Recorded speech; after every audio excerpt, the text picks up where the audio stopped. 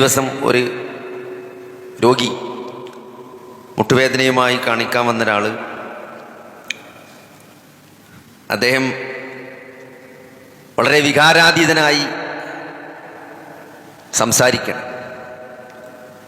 ഇപ്പോൾ സർജറി ഇപ്പോൾ ചെയ്യാനൊരു സൗകര്യമില്ല, സാമ്പത്തികമായിട്ടല്ല, സാമ്പത്തികമായി വളരെ നല്ല നിലയിലുള്ള ആളാണ്. പക്ഷെ കൂടെ നിൽക്കാൻ ആളില്ല. 7 മക്കളുണ്ടായിട്ട് 7 ആളും 7 സ്ഥലത്താണ്, അവരൊക്കെ തിരക്കിലാണ്. ഉള്ള കാലത്ത് ഗൾഫിൽ പോയി എല്ലാവരും പഠിപ്പിച്ച്, മൂപ്പർക്ക് അങ്ങനെ കാര്യമായിട്ട് വിദ്യാഭ്യാസമൊന്നുമില്ല. അപ്പോൾ മക്കളൊക്കെ നന്നായി പഠിക്കട്ടെ എന്ന് വിചാരിച്ച് എല്ലാവരും മൂപ്പര് പഠിപ്പിച്ച്, എല്ലാവരും വളരെ നല്ല അവസ്ഥയിലാണ്, നല്ല ജോലിയിലാണ്, ലോകത്തിൻ്റെ വിവിധ ഭാഗങ്ങളിൽ ജോലി ചെയ്തുകൊണ്ടിരിക്കുകയാണ്. അപ്പോൾ കഴിഞ്ഞ 6 മാസം മുമ്പ് അദ്ദേഹത്തിനൊരു അറ്റാക്ക് ഉണ്ടായി, ആൻജിയോപ്ലാസ്റ്റി ചെയ്തു. മക്കൾക്കൊന്നും വരാൻ സമയം കിട്ടിയില്ല എന്നാണ്. അപ്പോഴും കാര്യങ്ങളൊക്കെ അന്വേഷിച്ചു, പൈസക്ക് അയച്ചു കൊടുത്തു. പക്ഷെ പൈസക്ക് അദ്ദേഹത്തിൻ്റെ കയ്യിൽ തന്നെ ഇഷ്ടം പോലെ ഉണ്ട്.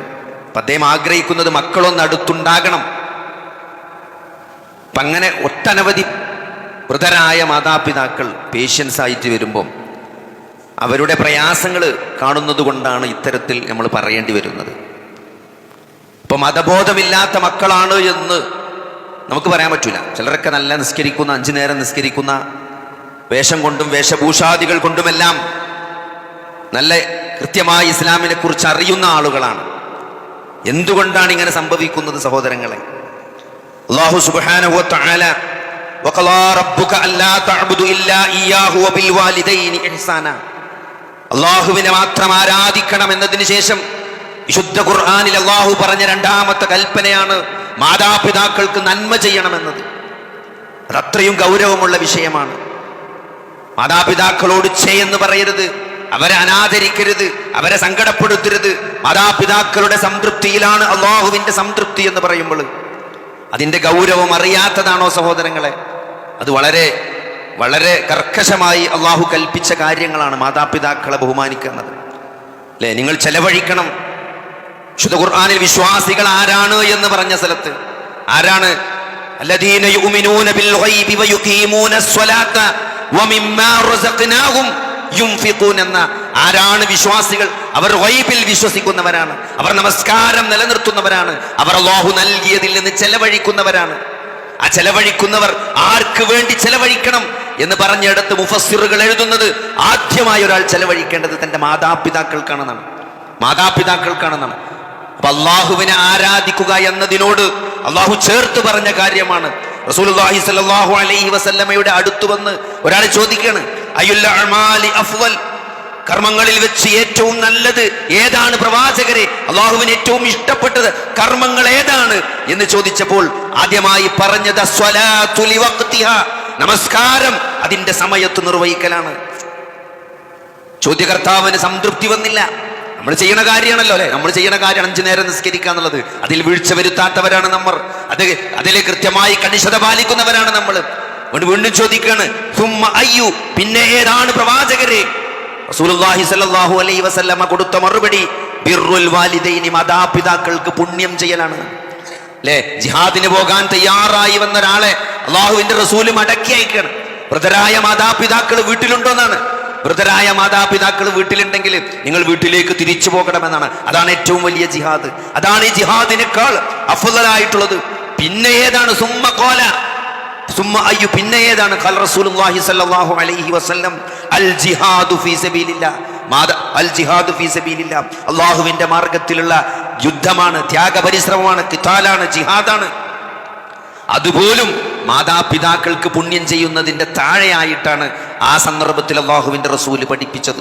അതുകൊണ്ട് സഹോദരങ്ങളെ, നമ്മൾ നമ്മുടെ മാതാപിതാക്കൾക്ക് നന്മ ചെയ്യുക എന്നത് അത് അള്ളാഹുവിൻ്റെ സംതൃപ്തി, അള്ളാഹുവിൻ്റെ തൃപ്തി കിട്ടുന്ന കാര്യമാണ്. നമ്മുടെ വിഷയത്തിൽ നമ്മുടെ മാതാപിതാക്കൾ കരഞ്ഞിട്ടുണ്ടെങ്കിൽ, അല്ലേ, നമ്മുടെ അവഗണന കാരണം അവരുടെ കണ്ണിൽ നിന്ന് കണ്ണീരുറ്റി വീട്ടുണ്ടെങ്കിൽ സഹോദരങ്ങളെ, നമ്മുടെ സ്വർഗപ്രവേശനത്തിന് അതൊരു തടസ്സമായി നിൽക്കും എന്ന് വ്യക്തമായി നമ്മൾ മനസ്സിലാക്കണം. അല്ലേ? ദീൻ അള്ളാഹു എങ്ങനെയാണോ കൃത്യമായി പഠിപ്പിച്ചത് അതിൻ്റെ പ്രയോറിറ്റിയിൽ തന്നെ എന്തിനാണ് മുൻഗണന നൽകേണ്ടത്? അല്ലേ? വലിയ താടി വെച്ചത് കൊണ്ടോ, അല്ലേ, വലിയ ദീനിന്റെ ആളായി തോപ്പിട്ട് നടന്നതുകൊണ്ടോ സഹോദരങ്ങളെ, നമ്മുടെ വിഷയത്തിൽ നമ്മുടെ മാതാപിതാക്കളുടെ കണ്ണീരിൽ നിന്ന് കണ്ണീരൊഴുകുന്നുണ്ടെങ്കിൽ അവർക്ക് നമ്മുടെ ചെയ്തികളിൽ അള്ളാഹുവും റസൂലും ഇഷ്ടപ്പെടാത്ത കാര്യം അവർ നിർബന്ധിക്കുന്നതെങ്കിൽ അവിടെ മാത്രമാണ് അല്ലെ മുസ്ലിം അല്ലാത്ത മുശ്രിക്കായ മാതാപിതാക്കളോട് പോലും എങ്ങനെ നിലപാട് സ്വീകരിക്കണമെന്ന് അള്ളാഹു കൃത്യമായി പഠിപ്പിക്കുന്നുണ്ട്. എന്താണ്? അവര് അള്ളാഹുവിന്റെയും റസൂലിനെയും ധിക്കരിക്കുന്നതല്ലാത്ത ഏത് വിഷയത്തിലും അവരോട് നല്ല രൂപത്തിൽ വർത്തിക്കണമെന്നാണ്. അതിന് മാത്രം ശിർക്ക് ചെയ്യാൻ നിർബന്ധിച്ചാൽ, ഹറാം ചെയ്യാൻ നിർബന്ധിച്ചാൽ, ബിദ്അത്തിന് വേണ്ടി നിർബന്ധിച്ചാൽ മാത്രമേ അവിടെ നോ പറയേണ്ടതുള്ളൂ. അതല്ലാത്ത കാര്യങ്ങളിലൊക്കെ എങ്ങനെ പരമാവധി അവരെ സംതൃപ്തിപ്പെടുത്തി മുന്നോട്ട് പോകാൻ പറ്റും എന്നാണ് ഒരാൾ ശ്രദ്ധിക്കേണ്ടത് എന്ന് കൃത്യമായിട്ട് അള്ളാഹു പഠിപ്പിച്ചതാണ്. അതുകൊണ്ട് ഈ ഒരു വിഷയത്തിൽ സഹോദരങ്ങളെ നമ്മുടെ ഭാഗത്ത് നിന്ന് വീഴ്ച ഉണ്ടാകാൻ പാടില്ല.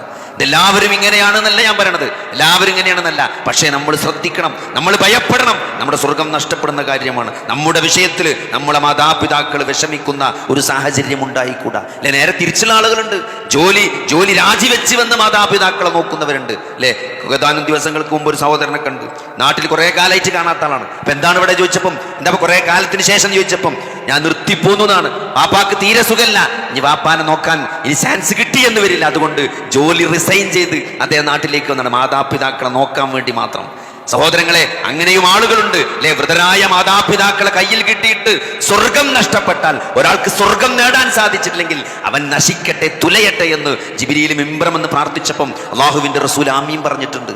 അതുകൊണ്ട് സഹോദരങ്ങളെ, വലിയ ഇത് നമ്മളെന്താ അറിയോ, നമ്മുടെ നാട്ടിൽ ചെറിയ മകന്റെ പണിയാണ് വാപ്പാനിമ്മാനി നോക്കല്. വീടവനല്ലേ കൊടുത്തത് അല്ലെ, വീടവൻ കുറഞ്ഞ വിലക്ക് ചെറിയ മകന്റെ ഓഹരി നിശ്ചയിച്ചു അല്ലേ. അതിനൊരു വില നമ്മൾ വാങ്ങിയിട്ടില്ല ഒറ്റയ്ക്കെന്ന്. കാരണം അതിന് വില കിട്ടുകയാണെങ്കിൽ അത്യാവശ്യം നല്ല വിലയുള്ള സ്ഥലമാണ്. പക്ഷേ നമ്മൾ ഇളവ് ചെയ്ത് കൊടുത്തു. എന്തിനു വേണ്ടി? വാപ്പാനിമ്മാനി ഓനല്ലേ നോക്കണത്. സഹോദരങ്ങളെ, അങ്ങനെ തട്ടിക്കളിക്കേണ്ടവരല്ല മാതാപിതാക്കൾ എന്നത്. നമ്മളെ കൂടെ നിർത്തണമെന്ന് ഇസ്ലാം പറഞ്ഞിട്ടില്ല. കൂടെ നിർത്തണം എന്ന് പറഞ്ഞിട്ടില്ലെങ്കിലും സഹോദരങ്ങളെ, കൃത്യമായിട്ട് അവരെ വിഷയത്തിൽ ഇടപെട്ട് അവരെ കൂടെ നിൽക്കേണ്ട സന്ദർഭങ്ങളിലും സാഹചര്യങ്ങളിലും അവരെ കൂടെ നിൽക്കേണ്ടതുണ്ട്. എപ്പോഴും അപ്പാനൊപ്പം നിൽക്കണം എന്നതിനർത്ഥമല്ല. പക്ഷേ ചില സന്ദർഭങ്ങളും സാഹചര്യങ്ങളിലും നമ്മൾ അവിടെ ഉണ്ടായിരിക്കണം. ആ സന്ദർഭത്തിൽ നമ്മുടെ സാമീപ്യം അവർ ആഗ്രഹിക്കുന്ന ഒരു സന്ദർഭവും സാഹചര്യം ഒരു ഘട്ടക ജീവിതത്തിൽ വരും. ആ സന്ദർഭത്തിലെങ്കിലും സഹോദരങ്ങളെ അവിടെ എത്തി നമ്മുടെ ഈമാൻ, നമ്മുടെ വിശ്വാസം, നമ്മുടെ ദീന് സംരക്ഷിക്കാൻ നമ്മൾ ബാധ്യസ്ഥരാണ്. അതുകൊണ്ട് ഈ വിഷയത്തെ കുറച്ച് നമ്മൾ ഗൗരവത്തിൽ കാണേണ്ടതുണ്ട്. നമ്മൾ എങ്ങനെയാണ് നമ്മുടെ മാതാപിതാക്കളെ ഡീൽ ചെയ്യുന്നത്, ട്രീറ്റ് ചെയ്യുന്നത് സഹോദരങ്ങളെ, അതിനനുസരിച്ചായിരിക്കും നമ്മളെ മക്കൾ ട്രീറ്റ് ചെയ്യുക എന്ന് നമ്മൾ കൃത്യമായി ആ ഒരു ബോധം നമുക്കുണ്ട്. കാരണം അവർ കാണുന്നുണ്ട്, നമ്മളെ മക്കൾ നമ്മൾ അറിയുന്നുണ്ട് നമ്മൾ എങ്ങനെയാണ് നമ്മളെ മാതാപിതാക്കളെ ഡീൽ ചെയ്യുന്നത്. അതുകൊണ്ട് സഹോദരങ്ങളെ, ഇതൊക്കെ ജീവിതത്തിൽ ഇതൊക്കെ റിട്ടേൺ വരും. ഇതൊക്കെ അള്ളാഹു ഇതെല്ലാം അറിയുന്നുണ്ട്, കാണുന്നുണ്ട് എന്ന ബോധത്തോട് ദുനിയാവിൽ മാത്രമല്ല ആഖിറത്തിലും വലിയ നഷ്ടങ്ങൾ ഇതുകൊണ്ട് വരും സഹോദരങ്ങളെ. മാത്രമല്ല സ്വർഗം നേടാൻ ഒരു പുരുഷായുസ് കൊണ്ട്, ഒരു പുരുഷായുസിലെ ഇബാദത്തുകൾ കൊണ്ട് നമ്മൾ എന്താണ് ലക്ഷ്യം വെക്കുന്നത്? നമ്മൾ ഈ നോമ്പ് നോൽക്കുന്നത്, ഹജ്ജ് ചെയ്യുന്നത്, സ്വതക്ക കൊടുക്കുന്നത്, ഈ ത്യാഗ പരിശ്രമങ്ങളൊക്കെ നടത്തുന്നത് ആ ഒരു സ്വർഗത്തിൽ പ്രവേശിക്കാൻ വേണ്ടിയിട്ടാണ്. അത് പടച്ചോൻ വളരെ ഈസിയായി തരാന്നാണ്.